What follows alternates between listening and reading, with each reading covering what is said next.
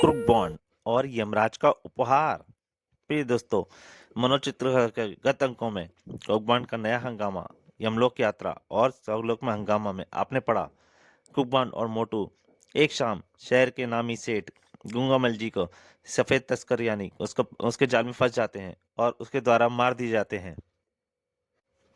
और यमलोक में पहुंचने पर यमदूतों को धोखा देकर वे स्वर्गलोक की तरफ भाग लेते हैं। तब यमराज अपने काली मसान के साथ उनका पीछा करते हैं और उन्हें रोकने की कोशिश करते हैं, परंतु कुकवंड और मोटू दौड़कर तब तक स्वर्गलोक का द्वार पर करके शिव जी के पास पहुंच जाते हैं, जहां शिव जी अपनी समाधि लगाए बैठे होते हैं। और कुकवंड और मोटू शिव जी को जगाते हैं और काली मसान को मारने के लिए शिव जी अपने नंदी को भेज देते हैं। अब उसके आगे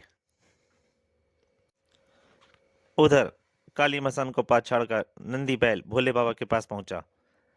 वाह प्रभु, आपने नंदी ने तो कमाल ही कर दिखाया।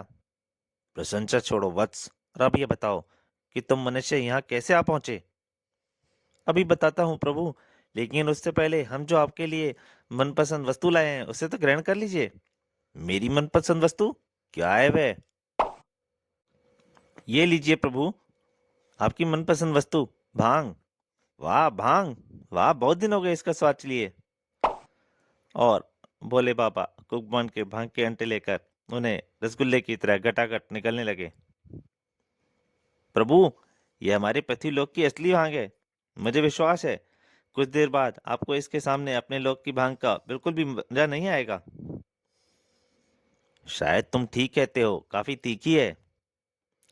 कुकमान मन ही मन सोचता हुआ बोला, तीखी क्यों नहीं होगी प्रभु, स्मगलिंग की भांग है, जरूर तांबे के साथ पीस कर बनाई गई होगी। हम तुमसे बहुत प्रसन्न है वत्स, अब तुम बताओ अपनी कहानी। हमारी कहानी बहुत दुख भरी है प्रभु, खैर फिर भी मैं आपको सब कुछ बताता हूँ।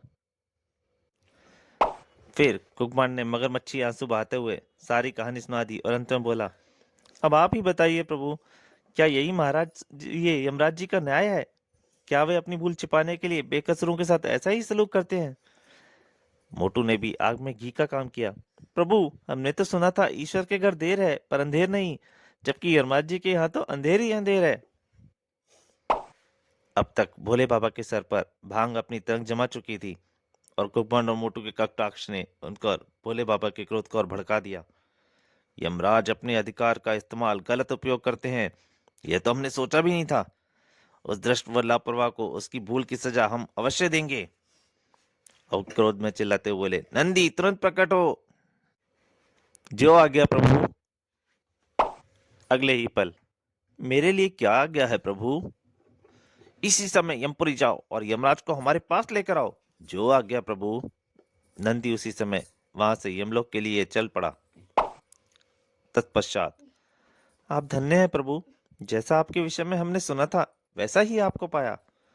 लेकिन हमारे मामले में केवल यमराज जी ही अकेले दोषी नहीं है, बल्कि अन्य देवगण भी दोषी हैं, जो इतना अहम और महत्वपूर्ण कार्य अकेले यमराज जी को सौंपकर निश्चिंत होकर बैठ गए हैं। हम जानते हैं वत्स, ठहरो, हम अभी उनका ध्यान इस ओर आकर्षित करते हैं। उन्हें भी यमराज की इस भूल का जवाब देना होगा और तुम्हारे साथ जो अन्याय हुआ है उसका नुकसान भुगतना ही होगा। कहकर भोले बाबा क्रोध और भांग की फिराक में हो चुके थे। तत्पश्चात वे नृत्य करने लगे। बन गया काम, अब स्वर्गलोक में हंगामा मच जाएगा। लेकिन पौंड भैया, भोले बाबा अत्यधिक क्रोध में आ चुके हैं, यदि उन्होंने तीसरी आंख खोल दी तो क्या? बस 3 लोगों में प्रलय आ जाएगी और पूरा ब्रह्मांड समाप्त हो जाएगा। फिर हमारा क्या होगा पौंड भैया, हम भी तो मारे जाएंगे। अरे मूर्ख, क्यों बार बार मरने की बात कर रहा है? भोले बाबा की शरण में रहते हुए हमारा बाल भी बांका नहीं हो सकता। और फिर हम दोनों तीनों लोकों में आजादी से अपना जीवन व्यतीत करेंगे, क्योंकि ब्रह्मांड में नष्ट होने के पश्चात किसी भी लोक में कोई भी राजा नहीं होगा और ना ही कोई प्रजा। वाह बाण भैया, यह तो मैंने सोचा ही नहीं, बाकी तुमने बहुत दूर की सोची है। भोले बाबा का नृत्य धीरे धीरे भयानक रूप लेने लगा। वे जिस तरफ पांव रखते उसी तरफ धरती झुक जाती और कुकबान और मोटू भी उससे हिलने लग गए थे। अरे बाप रे, उफ प्रभु, तो देवलोक को झूले की तरह ऊपर नीचे करने लग गए हैं। शीघ्र ही भोले बाबा के भयंकर तांडव नृत्य से स्वर्गलोक में हंगामा मच गया। उफ, ये अचानक देवलोक में भूचाल कैसे आ गया? ओ समझा, शायद भोले बाबा किसी कारणवश क्रोधित हो उठे हैं। नारद मुनि समझ चुके थे। उस समय देवगण का दरबार लगा हुआ था, जिसका संचालन स्वयं श्री भगवान विष्णु कर रहे थे। उनके बीच सिंहासन यकायक बुरी तरह डोल उठे। ओ ये क्या, ऐसा लगता है जैसे पहले होने वाली हो। क्या कारण हो सकता है? तभी नारद जी ने वहां प्रवेश किया। नारायण नारायण नारायण। ओ देवर्षि, नारद जी कृपया आप ही बताइए, यह देवलोक अचानक डोलने क्यों लगा है? आज से पहले तो ऐसा कभी नहीं हुआ। नारायण नारायण नारायण, मुझे पूरा विश्वास है कि ऐसा बाबा भोले शंकर के क्रोध के कारण हो रहा है। लेकिन क्यों? हमसे ऐसी क्या भूल हुई जो वो क्रोधित होकर पूरे देवलोक को नष्ट करने पर उतारू हो गए? उनके क्रोध का क्या कारण हो सकता है मुनिवर? कारण तो स्वयं भोलेनाथ ही बता सकते हैं प्रभु। मेरे विचार से हम सबको इसी समय उनसे मिलने चलना चाहिए। आप ठीक कहते हैं। चलिए देवगणों, हम सब मिलकर उनका क्रोध ठंडा करने की कोशिश करते हैं। और सब उसी समय भगवान शंकर के निवास स्थल की ओर चल पड़े। और जब वे शंकर जी के निवास स्थल पर पहुंचे, उन सब का ध्यान कुकपॉन्ड और मोटू की तरफ गया। अरे, ये दोनों मनुष्य कौन है?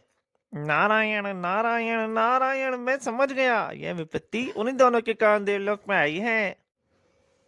और सभी देवता भगवान विष्णु से प्रार्थना करने लगे। शांत हो जाइए भोले बाबा, शांत हो जाइए, वरना देवलोक नष्ट हो जाएगा। हाँ मित्र, शांत हो जाओ और हमें अपने क्रोध का कारण बताओ। परंतु भोले बाबा के सर पर भांग का नशा पूरी तरह चढ़ चुका था, अतः वे देवताओं की बात की तरफ कोई ध्यान न देकर पूवत नाचते रहे। तब ब्रह्मा जी कुपित होकर कुकबान और मोटू की ओर बोले। अरे मनुष्यों, तुम ही बताओ, ये भोले बाबा के क्रोध का क्या कारण है और तुम दो लोग में कैसे पहुंच गए? क्षमा कीजिए प्रभु, भोले बाबा के क्रोध का कारण हम नहीं, बल्कि आपके अनुचर यमराज जी हैं। उन्होंने हमारे साथ जो अन्याय किया, उसी को जानबूझकर भोले बाबा क्रोध से तांडव नृत्य करने लगे हैं। और क्षमा कीजिए प्रभु, हमारे साथ जो अन्याय हुआ है उसमें आपका भी कुछ कम दोष नहीं है। अपना नाम सुनते कसाई देवता एक साथ चौंक कर बोले, क्या? आखिर तुम्हारे साथ क्या अन्याय हुआ है? हमें बताओ वत्स, हम तुम्हारे साथ अवश्य न्याय करेंगे। तब कुकबान और मोटू ने सब कुछ कह सुनाया और उन्होंने भगवान कृष्ण शंकर को बताया था। यह सब सुनकर नारद ऋषि बोले, नारायण नारायण नारायण, ये तो वास्तव में इनके साथ बहुत बड़ा अन्याय हुआ है यमराज जी की भूल की। इस पोल भोले बाबा क्रोधित हो उठे ना स्वाभाविक है। यमराज जी को उनकी भूल की सजा अवश्य मिलनी ही चाहिए। हाँ हाँ, अवश्य मिलनी चाहिए, अवश्य मिलनी चाहिए, सारे देवता बोल उठे।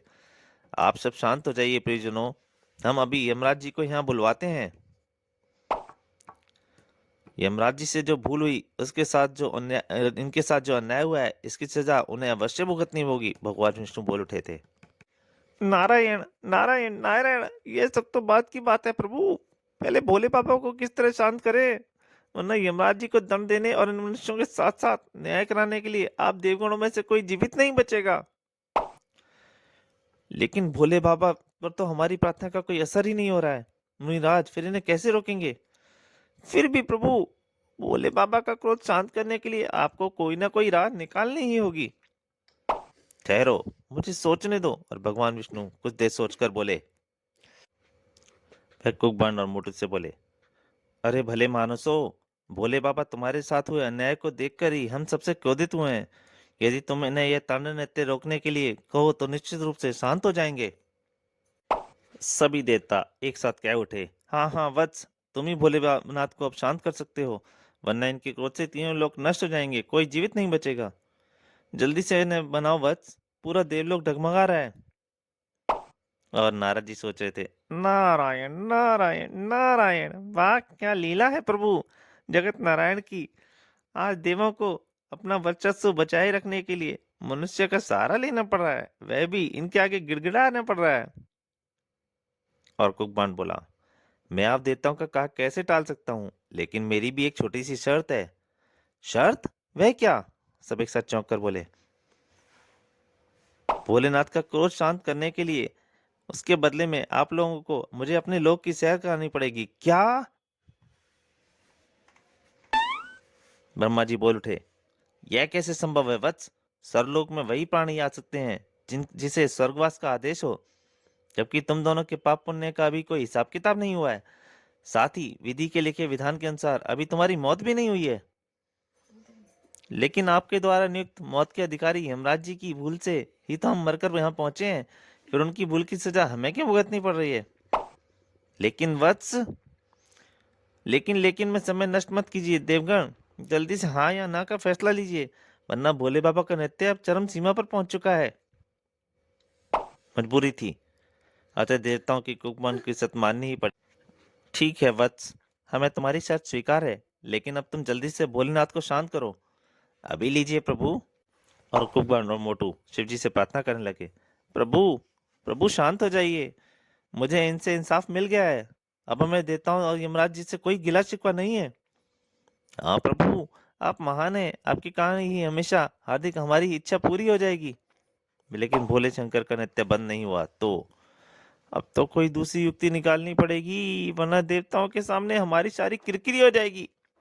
लेकिन मैं दूसरी युक्ति लाऊं कहां से?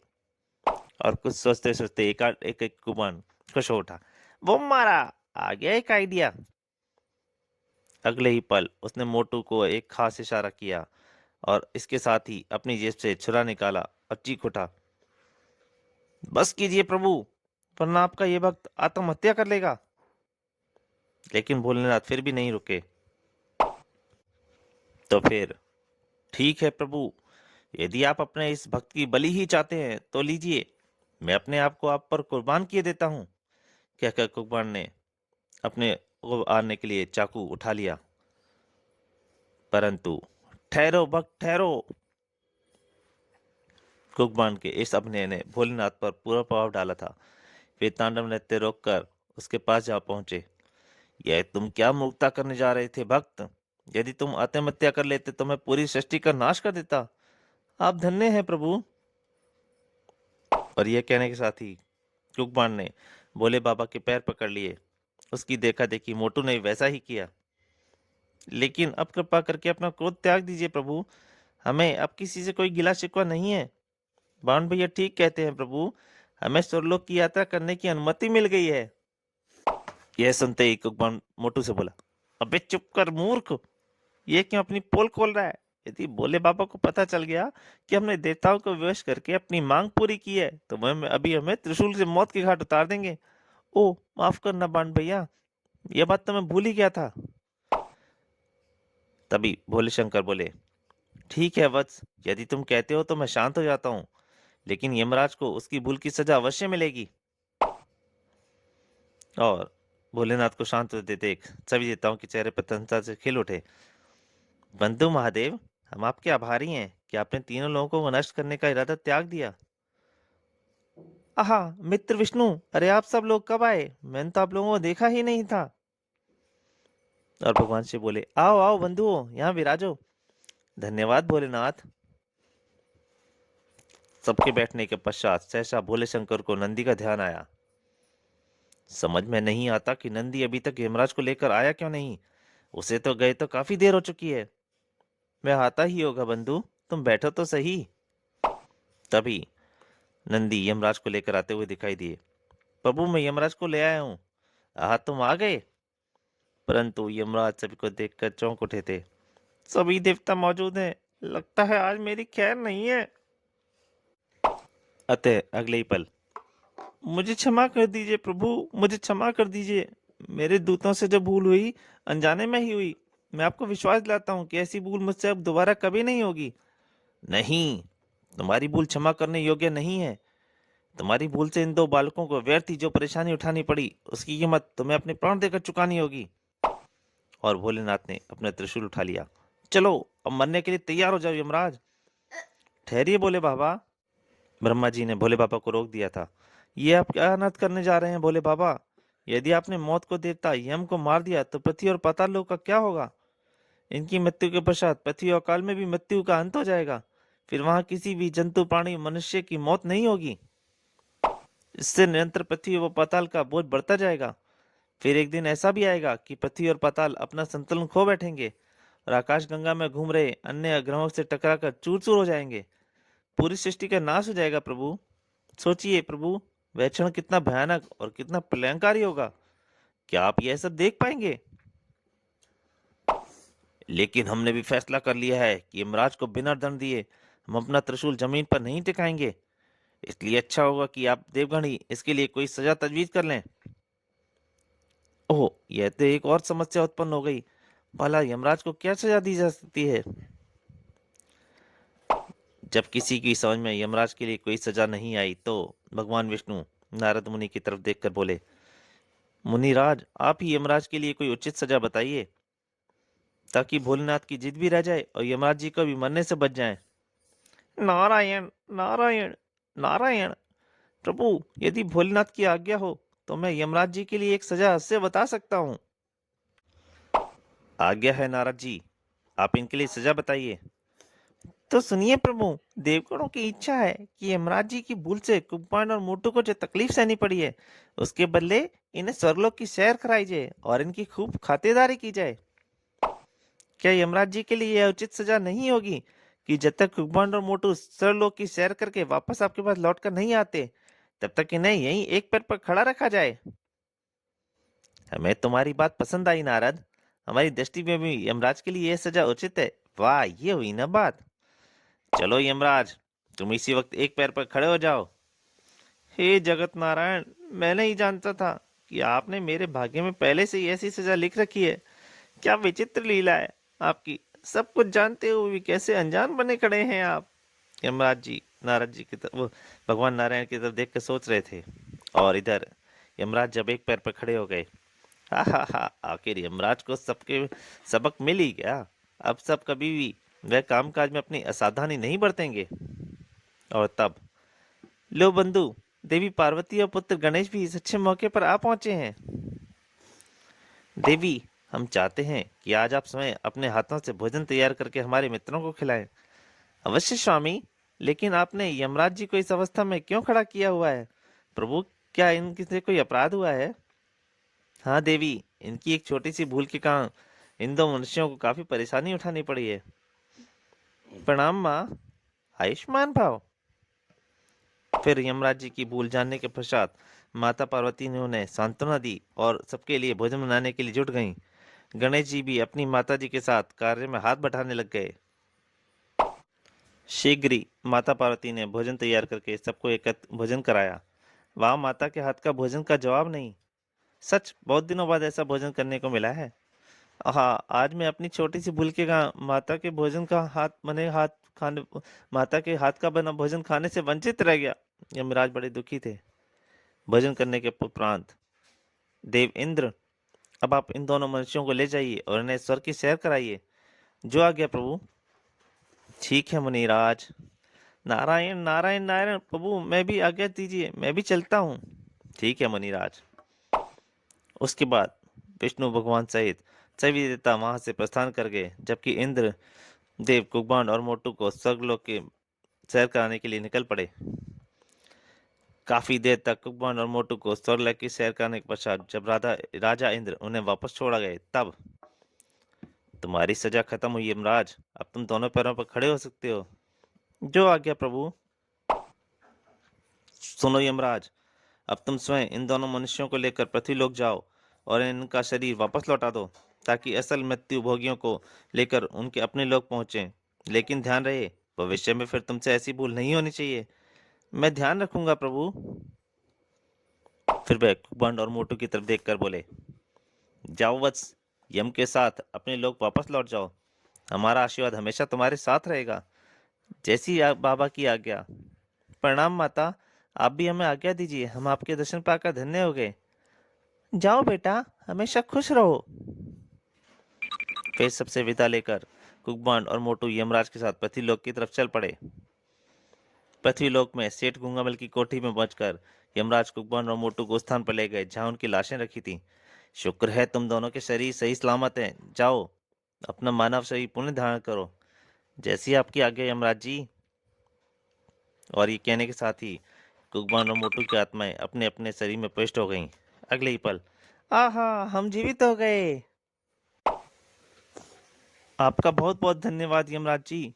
आपके आशीर्वाद से हम दोनों के जीवन सफल हो गया।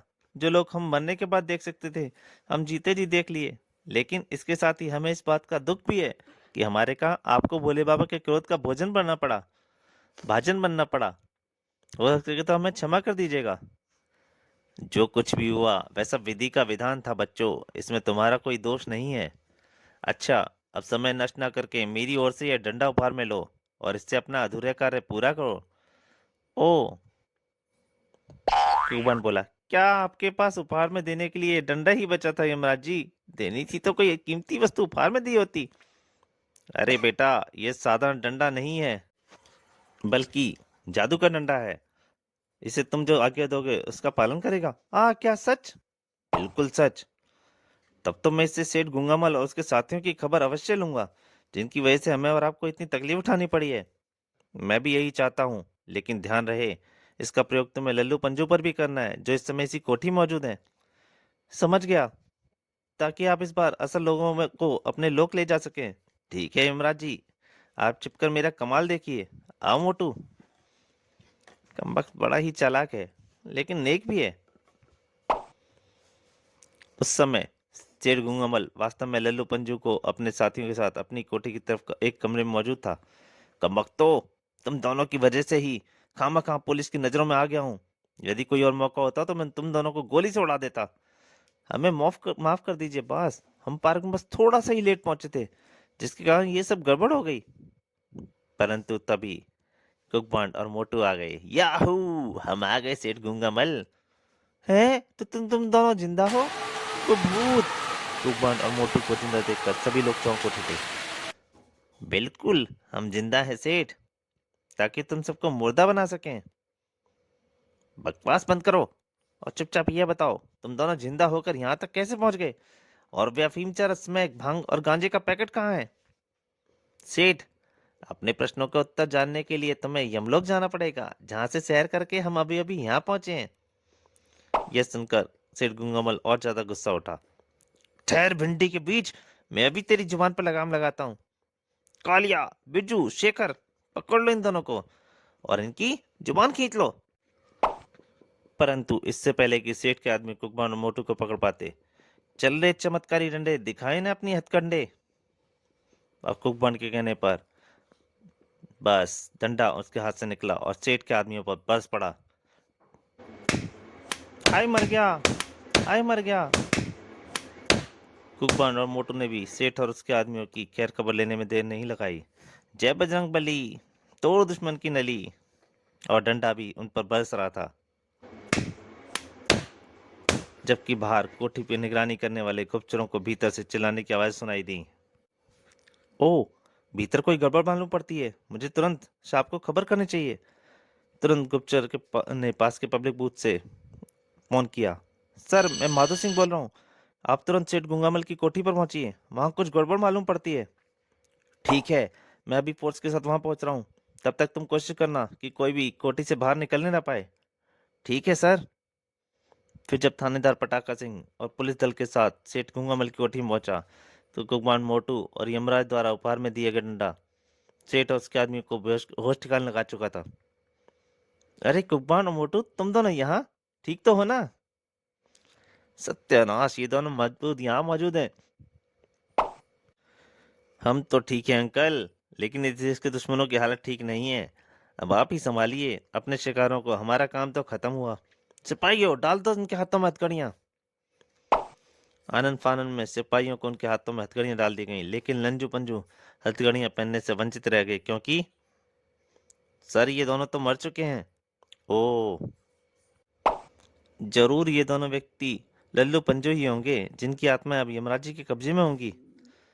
गिरधारी लाल, तुम एम्बुलेंस व फोटोग्राफर के लिए वायरलेस व हेडक्वार्टर को सूचित कर दो। जी साहब।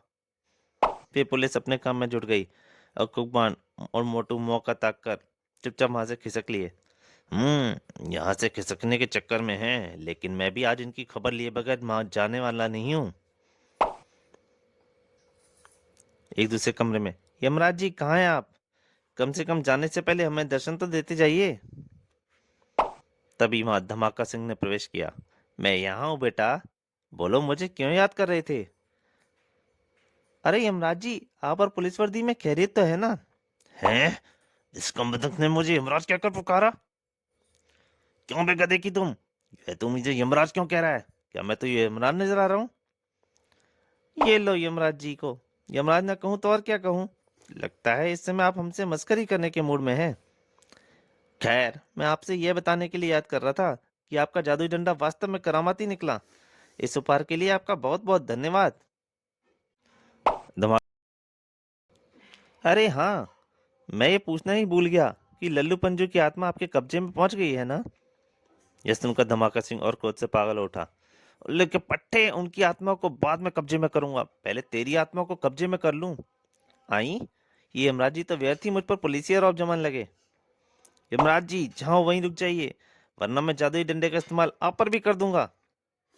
अबे, अपने जादुई डंडे का इस्तेमाल तो मुझ पर बाद में करियो, पहले मेरे पुलिस डंडे का इस्तेमाल तो देख ले। और यह कहकर धमाका सिंह कुकबान पर टूट पड़ा। हाय, मर गया। और डंडा सर पर पड़ते ही कुकबान चीख मारकर अपने पलंग से फर्श पर गिर पड़ा।